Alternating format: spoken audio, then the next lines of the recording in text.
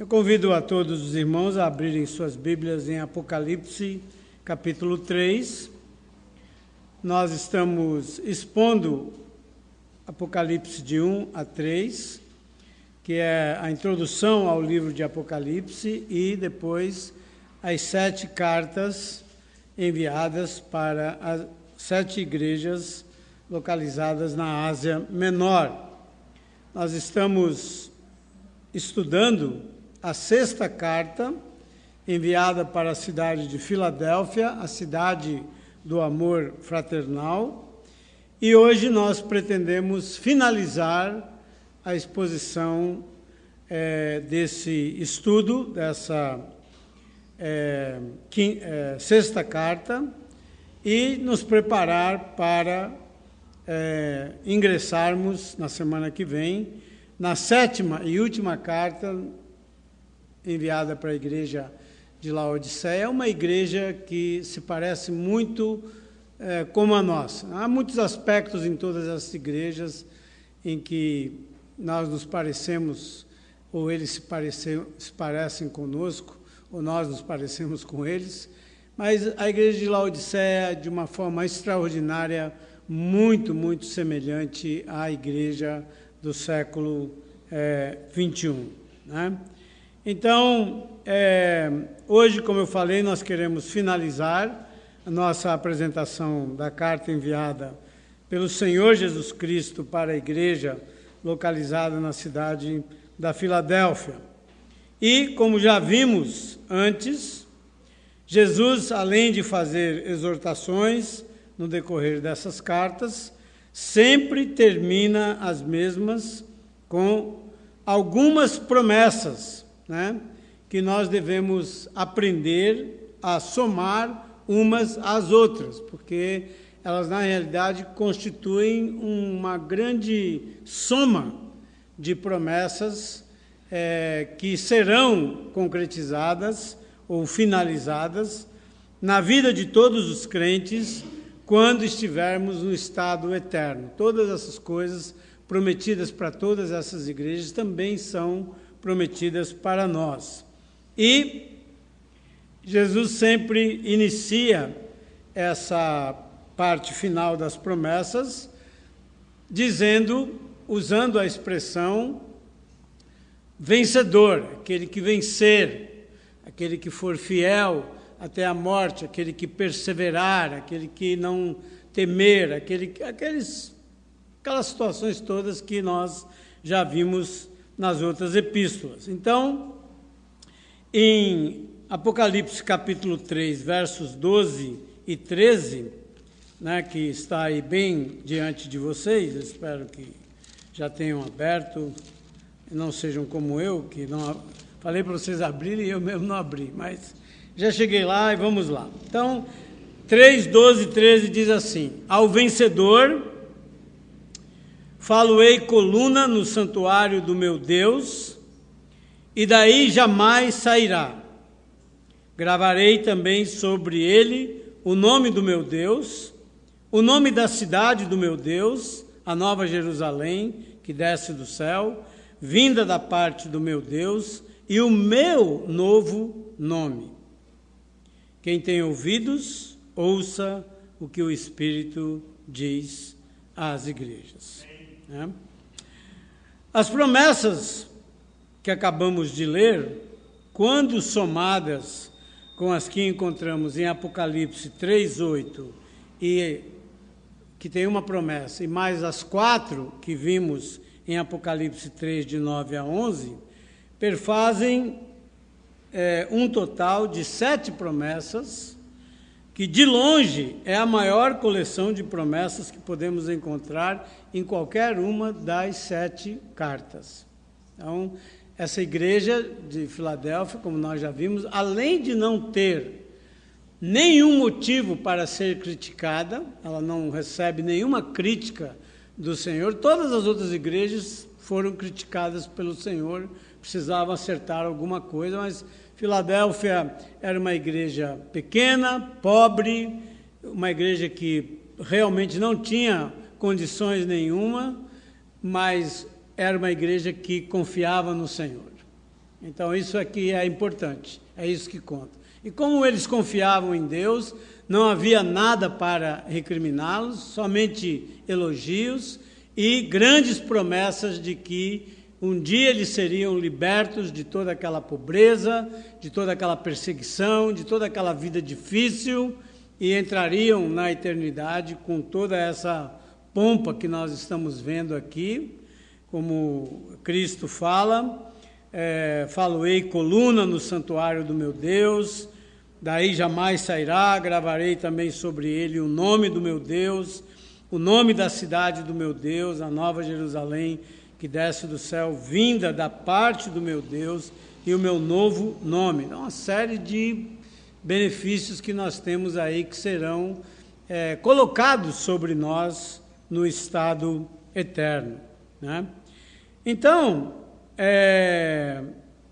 nesses versículos que nós estamos vendo hoje, deve ficar evidente, né, que as promessas feitas para a igreja em Filadélfia, né, envolvem duas verdades que serão objeto da nossa apresentação hoje. A gente vai começar com uma verdade, depois como essa verdade se funde com a segunda verdade, aí na segunda parte da mensagem nós vamos falar das duas verdades unidas, como estão aqui na própria Bíblia, né? Então, o título da mensagem de hoje é Uma Nova Segurança e um Novo Nome, né? Um novo patamar de segurança e um novo nome extremamente sofisticado. Jesus menciona vários nomes que serão colocados sobre nós como crentes. Então, a nova segurança está baseado nessa expressão que está aqui no versículo 12, ao vencedor falo-ei coluna no santuário do meu Deus. Agora, eu quero que vocês entendam, quando nós pensamos em coluna, né, nós temos uma grande gratidão pelo engenheiro que planejou esse salão aqui, porque ele não colocou nenhuma coluna no meio do salão, né, porque normalmente é o que os caras fazem. Vocês lembram que lá na 14 de julho, o problema nosso que nós tínhamos lá é que tinha muita coluna, né, e então, normalmente, demanda um pouco mais de exercício, de planejamento da parte do engenheiro, para ele construir um salão desse tamanho, tem 95 metros, eu acho, quadrados, e não colocar nenhuma coluninha no meio dele, né? Então, isso é uma coisa boa. Então, mas quando nós pensamos em coluna, né? Na sua casa tem coluna? Tem coluna. Na sua casa tem coluna. Na sua casa tem coluna, Lu? Não tem coluna na sua casa? E na sua casa, Emerson, tem coluna? Tem coluna. Na sua casa, Rosa, tem coluna? Muitas. Agora, para que servem as colunas na casa da gente? Para a gente poder apoiar coisas em cima delas, certo? A gente pode apoiar, aqui talvez haja colunas escondidas dentro dessas paredes aí, né?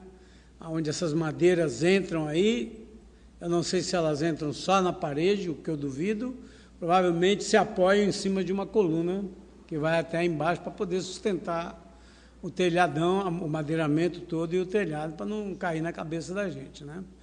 Mas as colunas normalmente servem para apoiar alguma coisa em cima delas.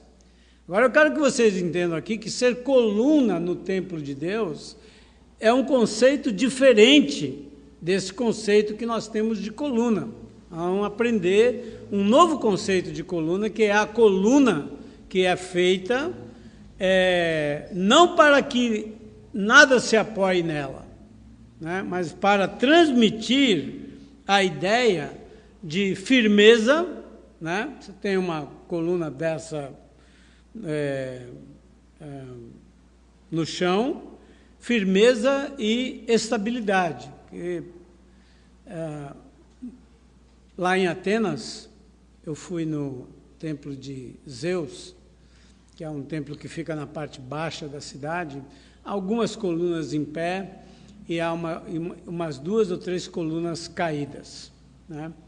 E essas colunas caídas dá exatamente para você perceber como é que essas colunas eram feitas, né? Porque quando você vê a coluna em pé, você não consegue visualizar os detalhes da coluna. Você vê aquela coluna lá, né?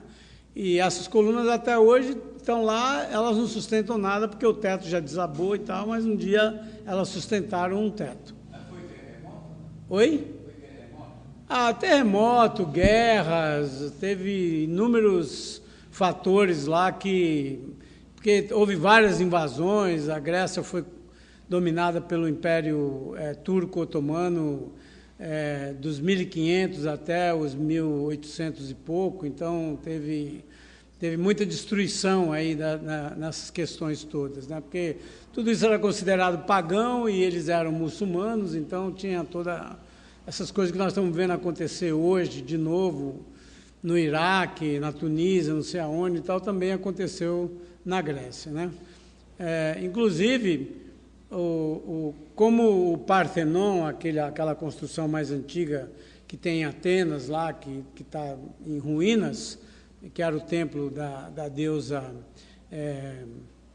a deusa Atena, né?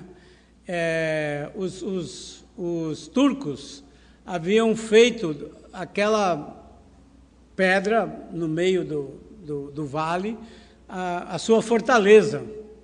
E o templo era o paiol, onde eles guardavam toda a munição. Quando eles viram que os gregos iam finalmente tomar o país de volta e expulsá-los, eles explodiram o paiol para a munição não cair na mão dos gregos, e isso foi o que causou a grande destruição no Partenon, né? Poderíamos ter uma relíquia dos tempos passados em melhor estado do que, desde então, os caras estão trabalhando, catando os caquinhos no chão, porque está tudo lá, né, esparramado e remontando colunas e outras coisas mais.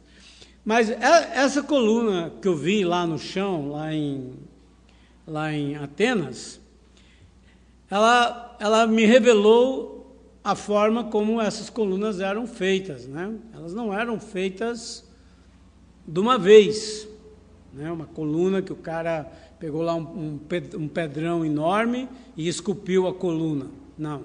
Essas colunas eram feitas por fatias, né? Então o cara pegava um bloco de pedra e aí ele esculpia a roda, né? A forma da coluna. Ela tinha uma reentrância, né? Ia reto, entrava, e assim toda ao redor.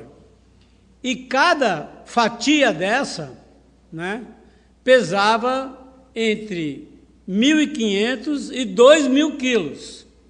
Portanto, eram pedras relativamente pesadas. Os gregos desenvolveram toda uma tecnologia para mover essas pedras, para firmá-las. Então, para firmar, eles faziam um pequeno buraco no meio da pedra, e nesse buraco, tanto na de baixo quanto na de cima, era colocado um pedaço de caibro, de madeira quadrada, que encaixava no buraco, e quando a outra bolacha vinha por cima, ela encaixava na madeira e aí ficava sólido. E o peso, né, você imagina, eram 21 fatias, fora o topo, fora o capitel. 21 fatias pesando 2 toneladas, você tem 42 toneladas, né? 42 toneladas cada coluna dessa. Então, era um negócio firme, muito firme, né? Então, a ideia de coluna no templo de Deus não é porque nós vamos aparar alguma coisa com as nossas cabeças e ficar lá, né, sustentando. Não tem nada disso. É a ideia de que, como colunas, estaremos firmes, né? Porque Jesus diz assim aí no verso 12: ao vencedor faloei coluna no santuário do meu Deus, e daí jamais sairá. Então a ideia que quer transmitir é de que na eternidade nós teremos firmeza e estabilidade por toda a eternidade, né? Essa que é a ideia. A ênfase não está naquilo que a coluna sustenta, né? Que é a primeira ideia que nos vem à mente quando usamos a expressão coluna, e sim naquilo que permanece firme, como, por exemplo, o Senhor fez com o profeta Jeremias, quando levantou o mesmo para denunciar o pecado de Israel. Notem o tipo de coluna que Deus disse que Jeremias ia se transformar, logicamente, metaforicamente, simbolicamente, né? Vamos ver aí Jeremias 1,18, a Débora já projetou para nós aí, diz assim: eis que hoje te ponho por cidade fortificada, por coluna de ferro. Essa aqui não é de mármore, não, é coluna de ferro, né? E coluna de ferro, vocês imaginem a força, a firmeza da coluna de ferro, né? Porque em muitos lugares perigosos, aí, curvas perigosas, entroncamentos perigosos, cruzamentos perigosos e tal, muitas vezes é comum a gente ver que os proprietários dos imóveis ou a própria prefeitura finca na calçada, né, pedaços de trilho de trem. Né? Oi? Que é aço puro. Pedaço de trilho de trem, e se um carro bate no outro e tal, ele para ali. Né? Ele não vai avançar em cima da casa do sujeito ou da loja do sujeito. Tem uma loja ali na esquina da Campos Sales, com uma outra rua que desce lá, que era uma loja bonitinha. Ela até mudou agora para a Avenida Gertrudes, chama Vitrine, né? Mas quando o cara foi montar a loja ali, logo nos primeiros dias, um carro entrou na loja dele, né? Bateram ali e o carro acabou arrebentando a porta de vidro dele e tal. Então ele mandou colocar 5 pedaços de trilho de trem para se proteger, né? E Deus diz a Jeremias que ia fazer dele uma coluna de ferro e por muros de bronze contra todo o país, contra os reis de Judá, contra os seus príncipes, contra os seus sacerdotes e contra o povo. Ou seja, ninguém poderia resistir ao ministério de Jeremias, né? E de fato ele teve um ministério onde ele só faltou arrancar a pia do banheiro e jogar na cabeça do rei, mas o resto tudo ele fez, né? Pregando, denunciando o pecado, né, etc. Então nós também vamos ser uma coluna firme, assim. Deve ser óbvio, né, que tal uso da expressão coluna é metafórico, ou como temos preferido nos referir a essas expressões, algo simbólico. E nesse caso que estamos vendo, temos uma relação claramente estabelecida entre a coluna e o nome ou nomes que serão gravados na mesma, né?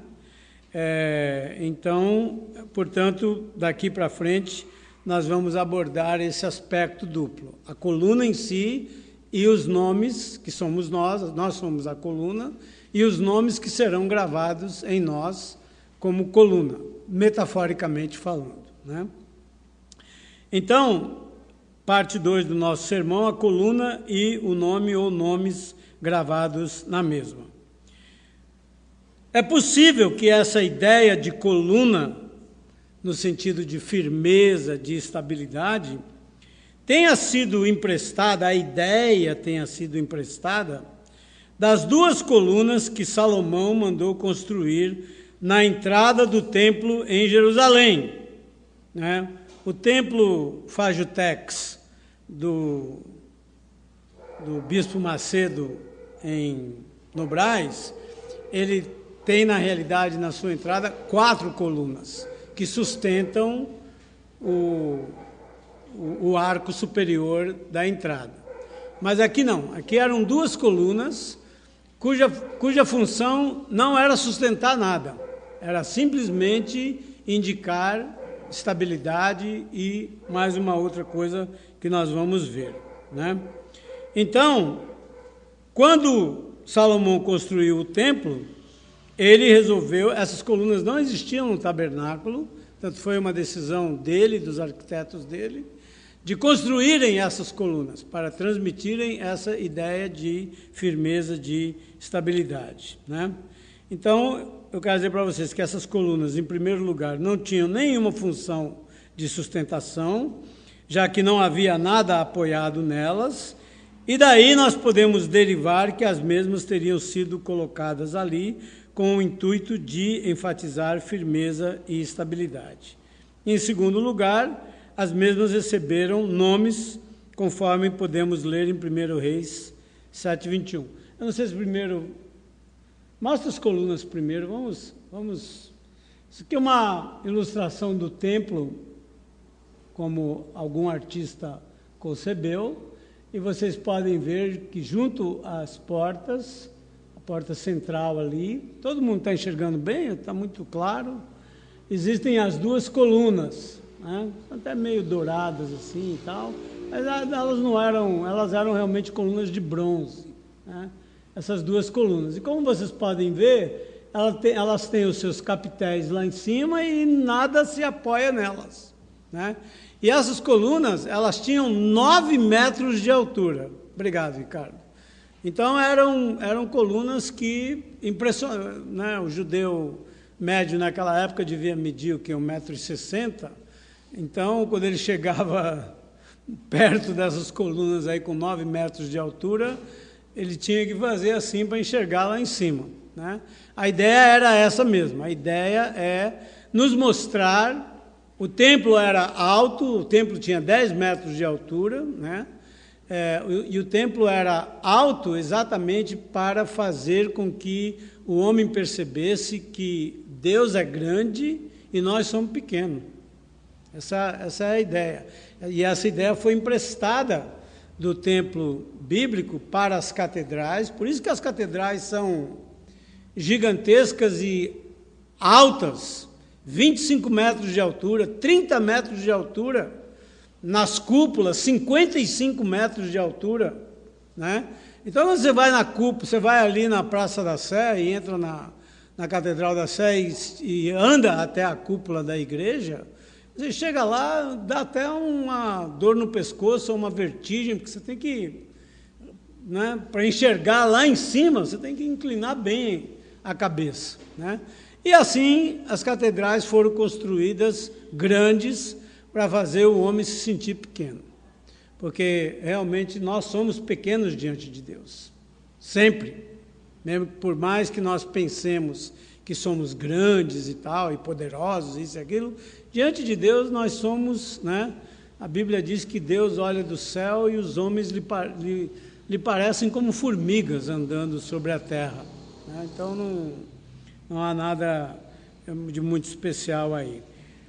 Agora, essas colunas, agora o 7:21, Débora, essas colunas diz assim: depois levantou as colunas no pórtico do templo, tendo levantado a coluna direita, chamou-lhe Jaquim, e tendo, não é Joaquim, hein?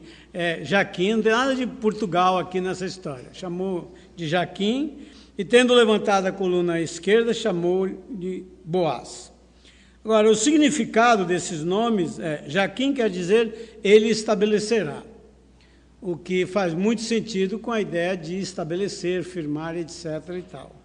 E Boaz quer dizer rapidez, ou seja, o que Deus vai fazer, ele vai fazer com rapidez, né? É como aqui as promessas que a gente tem lido, que Cristo diz: eis que venho sem demora, que não tem tanto a ver com o prazo, o tempo, mas sim com a certeza absoluta de que ele, de fato, virá, né? Então, passado isso daí, nós podemos prosseguir. E então, o sentido prático desses nomes, ou dos nomes dessas colunas, nos dias de Salomão, pode ser o seguinte: o povo de Deus será estabelecido, e isso será feito com rapidez, porque será executado pelo próprio Senhor. Então, isso que é a coisa importante para a gente aprender. Quanto à expressão coluna no templo do meu Deus, é da maior importância entendermos que na eternidade não haverá nenhum templo. O templo lá em Jerusalém foi destruído pelos romanos no ano 70. Especula-se em se construir um terceiro templo. Nós temos o templo lá no Brás, mas na eternidade realmente não haverá nenhum templo. Portanto, quando Cristo diz, farei dele coluna no santuário do meu Deus, não é que tem um templo e que nós vamos ser uma coluna, não é nesse sentido, mas no sentido metafórico ou de ilustração. Então, por exemplo, Apocalipse 21, 22 nos diz essas palavras. Esse versículo não está aí, então, como é no livro do Apocalipse, eu vou pedir para vocês abrirem em Apocalipse 21, 22, sem perderem definitivamente aqui nosso texto de Apocalipse 3, mas vão para o final do livro do Apocalipse, no penúltimo capítulo, 21, 22, que diz o seguinte, Apocalipse 21, 22, diz assim: a cidade, a Nova Jerusalém, não precisa nem do sol, nem da lua, para lhe darem claridade, pois a glória de Deus a iluminou, e o Cordeiro é a sua lâmpada. Agora, não é esse o versículo que eu realmente tinha encontrado. A referência aqui está errada, eu estou procurando o versículo que diz, nela não vi santuário. É o 22, Eu li o 23, o erro foi meu aqui. Então, Apocalipse 21, 22. Então, eu estava lendo no 23, aí que vocês estavam confusos aí, desculpem. Nela não vi santuário, porque o seu santuário é o Senhor, o Deus Todo-Poderoso e o Cordeiro. Essa é a ideia. O templo do Espírito Santo é o nosso corpo. O templo no qual Deus irá habitar na eternidade é os próprios crentes. Então não tem nenhum templo físico na eternidade, nada assim. Por isso que ele não viu nenhum santuário, nem nada. E não devemos nos esquecer que cada cristão é como uma pedra que está sendo colocada nesse magnificente templo espiritual. Nós lemos isso antes de iniciar o culto, e eu quero ler de novo com vocês só o final do Efésios capítulo 2, agora sim, versos 19 a 22, que diz assim: assim já não sois estrangeiros e peregrinos, mas concidadãos dos santos, e sois da família de Deus, edificados sobre o fundamento dos apóstolos e profetas, sendo ele mesmo Cristo Jesus a pedra angular, no qual todo o edifício bem ajustado cresce para santuário dedicado ao Senhor, no qual também vós juntamente estáis sendo edificados para a habitação de Deus no Espírito. Então, na eternidade, o próprio Deus irá habitar em cada um de nós, através do Espírito, como ele já tem feito hoje, e quando esse povo se congregar, teremos o templo do Senhor, o templo no qual o Senhor habita. Aqui nós temos um relance da eternidade. Estamos reunidos aqui, o Senhor habita em nós, esse é o templo do Senhor, porque ele habita dentro de cada um de nós. Não é o piso, nem as paredes, nem nada. O templo do Senhor somos nós. Então, quando nos reunimos aqui, o Senhor está no meio de nós, né? E na eternidade, quando houver a reunião de todo aquele povaréu lá, de povos, de línguas, tribos, raças, nações e tal, também será o santuário do Senhor. Então, alguns querem ver nisso uma contradição, etc., porque fala que de templo, fala que primeiro é coluna, depois fala que é uma pedra, que não sei o que e tal. Bom, vamos nos lembrar que nós estamos falando de coisas simbólicas, de coisas metafóricas, não estamos falando de nada concreto.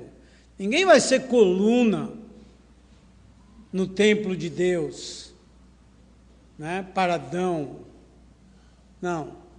Né? Essa ideia de coluna é de que nós vamos ter estabilidade, firmeza e jamais seremos movidos. Olha, o céu é para sempre. Ninguém vai poder entrar no céu e arrancar o Milton lá de dentro.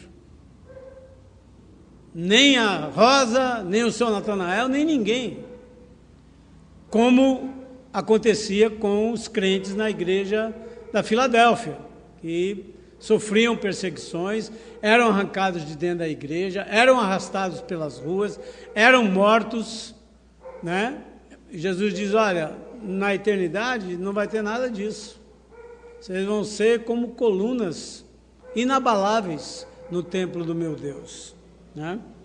Então, os novos nomes inscritos nos crentes têm um triplo objetivo. Agora vamos tentar entender esses nomes.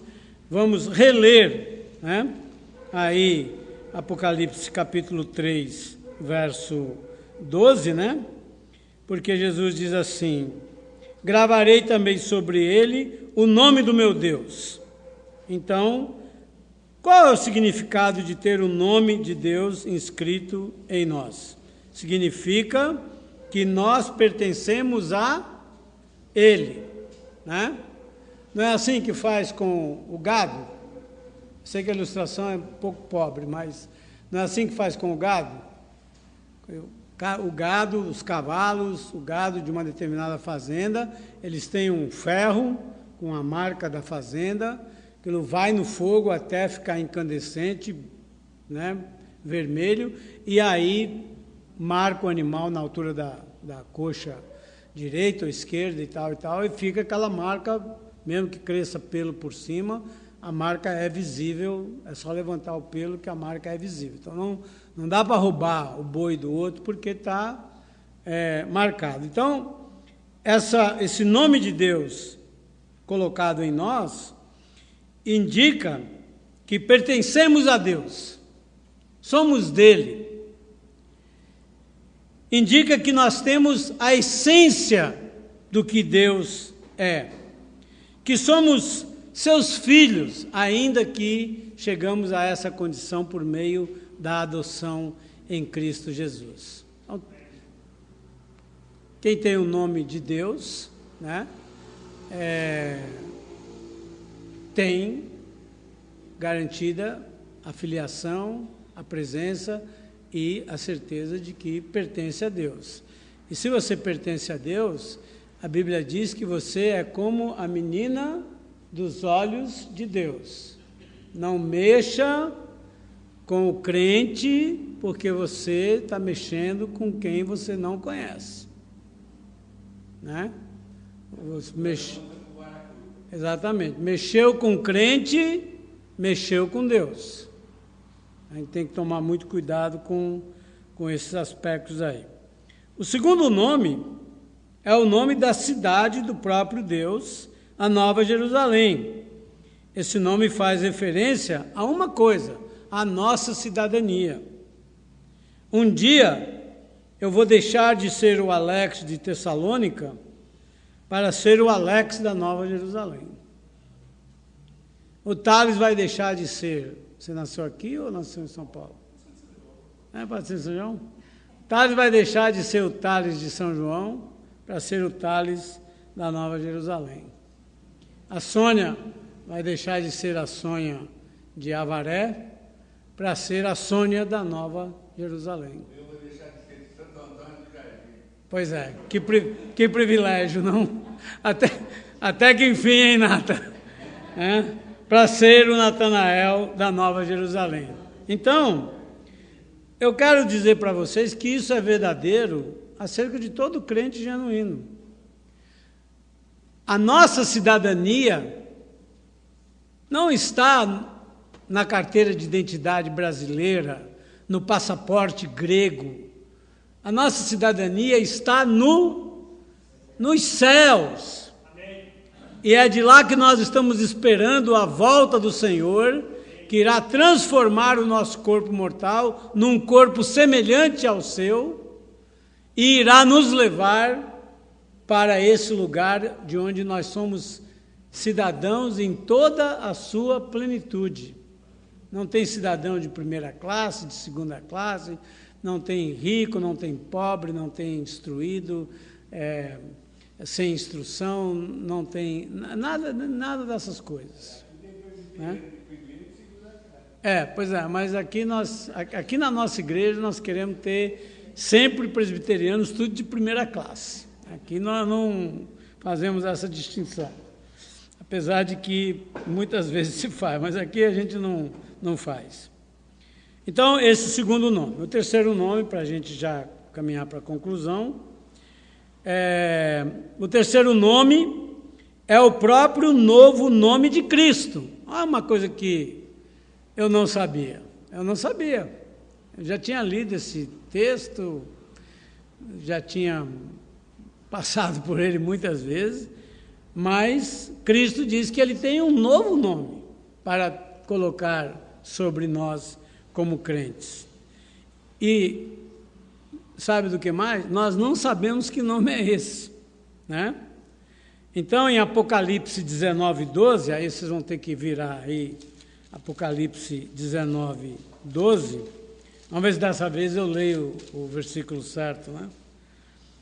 Apocalipse 19, 12, diz assim, os seus olhos, Apocalipse 19, 12, os seus olhos são como chama de fogo, na sua cabeça há muitos diademas ou muitas coroas, tem um nome escrito que ninguém conhece senão ele mesmo. Esse é um novo nome, que não tem nada a ver com aquele grande nome, Jesus Cristo, que quando for pronunciado, todo joelho se dobrará no céu e na terra debaixo. Ainda tem um novo nome, todo especial, só para aquele momento especial do céu.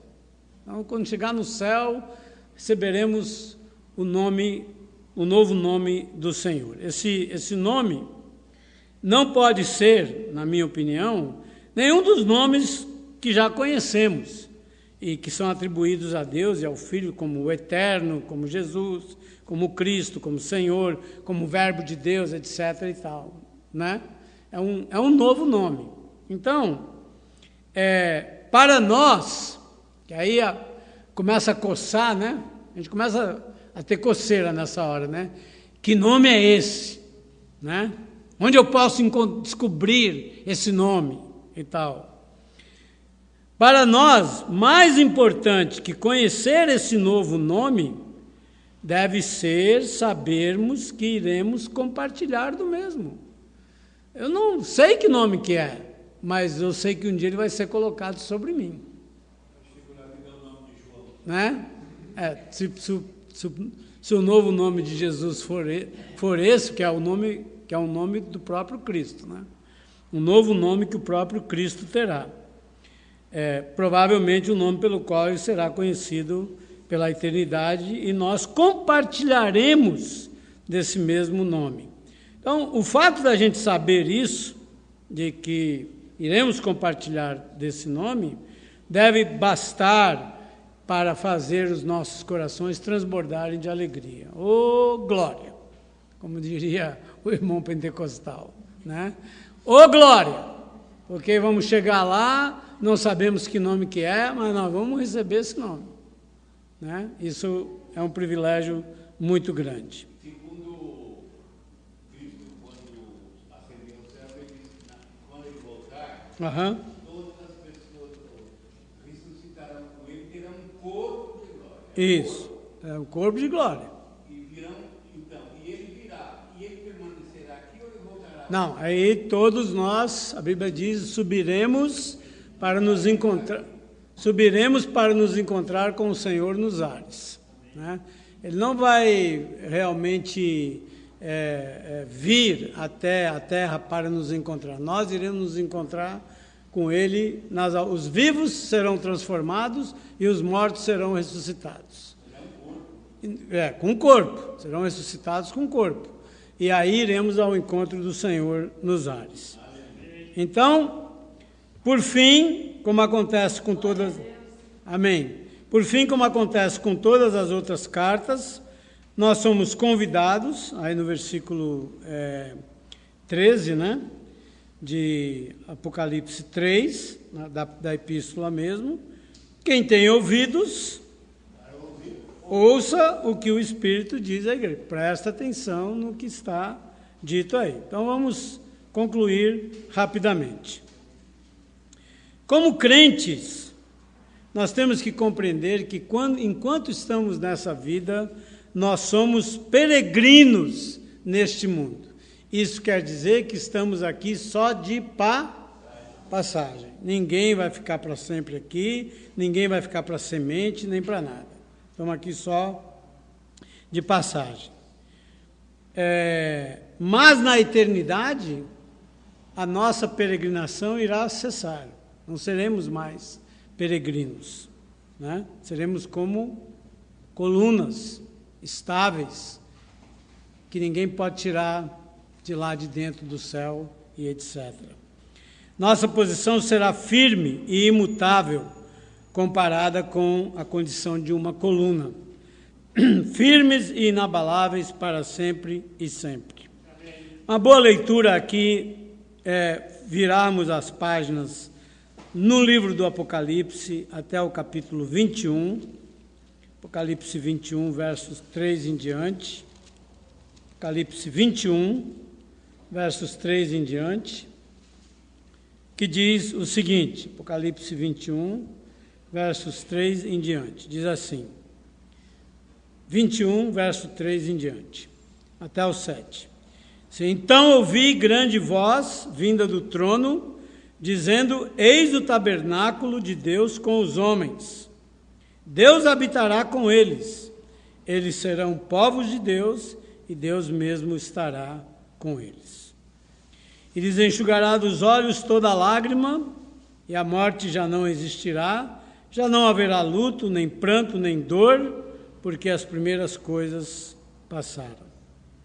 E aquele que está assentado no trono disse, eis que faço novas todas as coisas. E acrescentou, escreve, porque estas palavras são fiéis e verdadeiras e fazem a gente se arrepiar. Né? Disse-me ainda, tudo está feito. Eu sou o alfa e o ômega, o princípio e o fim. Eu, a quem tem sede, né, darei de graça da fonte da água da vida. Eu vou perguntar para você, está com sede? Tem água de graça te esperando. Está com sede? Tem água de graça da fonte da vida, para você beber e viver por toda a eternidade. Para isso basta ter sede. Quem tem sede encontra a satisfação em Cristo. Quem tem fome encontra a satisfação em Cristo. O vencedor herdará estas coisas e eu lhe serei Deus e ele me será filho. De novo aquela ideia de filiação. Então, pela expressão coluna do templo de Deus, Jesus quer enfatizar nossa permanência, algo que não pode ser movido em nenhuma hipótese. Mas você imagina a nossa segurança, a segurança do crente.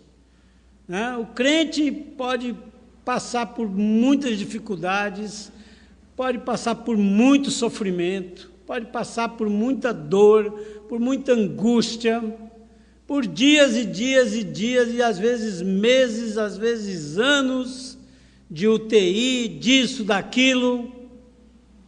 Mas a grande verdade é que na hora que nós fecharmos os olhos pela última vez neste mundo, nós já entraremos neste estado de completa bem-aventurança, aonde nunca mais sofreremos dor, aonde nunca mais iremos chorar, aonde nunca mais ninguém vai morrer, aonde nunca mais vamos nos entristecer, etc, e etc, e etc. Agora, essa segurança só tem o crente. Quem crê em Cristo é que pode ter essa segurança.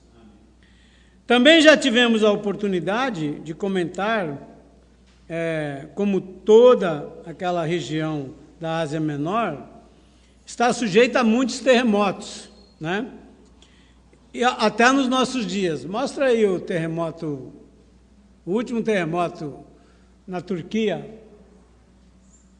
Esse é um pequeno prédio, não sei quantos andares tinha, talvez 2 ou 3, mas ele caiu não foi porque teve uma enxurrada, deslizou o monte, não. Ele caiu porque a terra tremeu, os alicerces foram abalados e a casa caiu.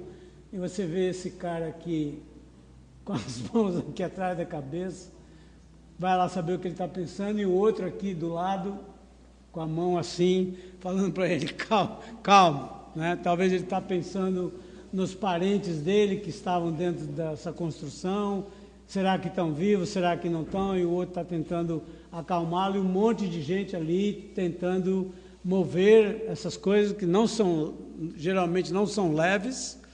É leve você pegar um tijolo, outro tijolo, mas pegar um pedaço de parede é outra conversa, né?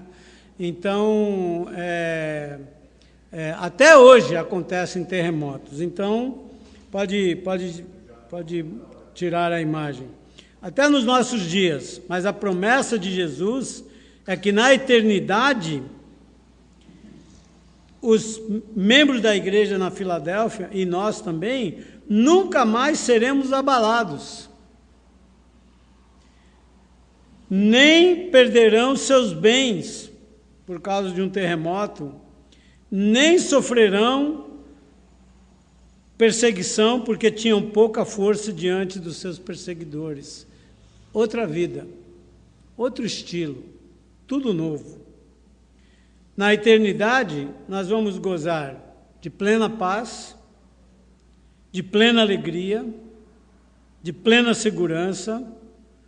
Agora, vocês me digam, o que mais? Plena o quê? Thales.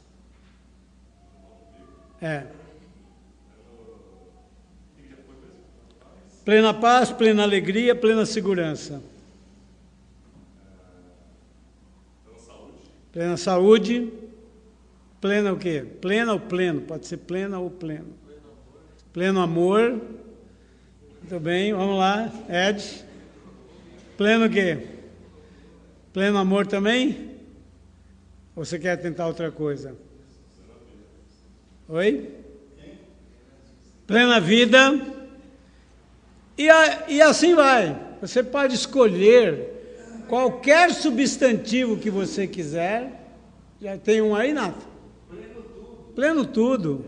Você pode escolher qualquer substantivo que você quiser e agregar com o adjetivo pleno ou plena, porque é assim que vai ser.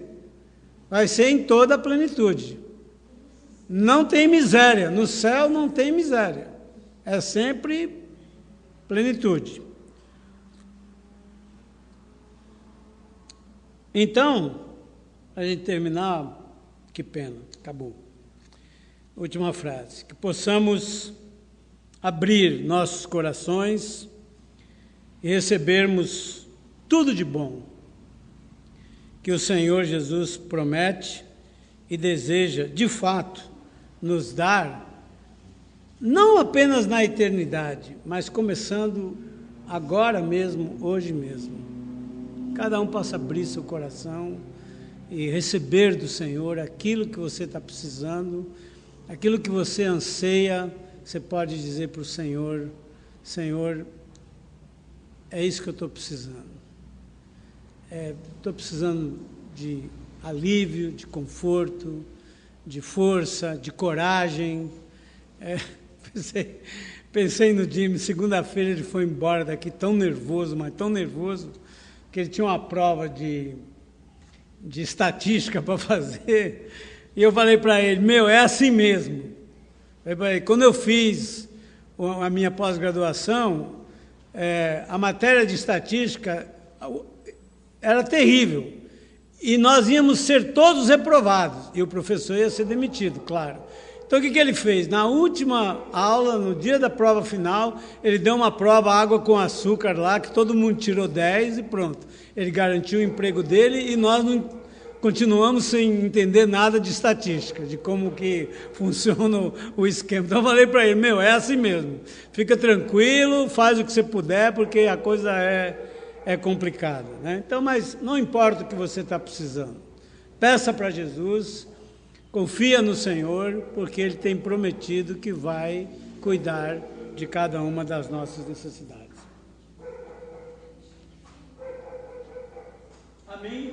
Amém. E que Deus abençoe a todos vocês.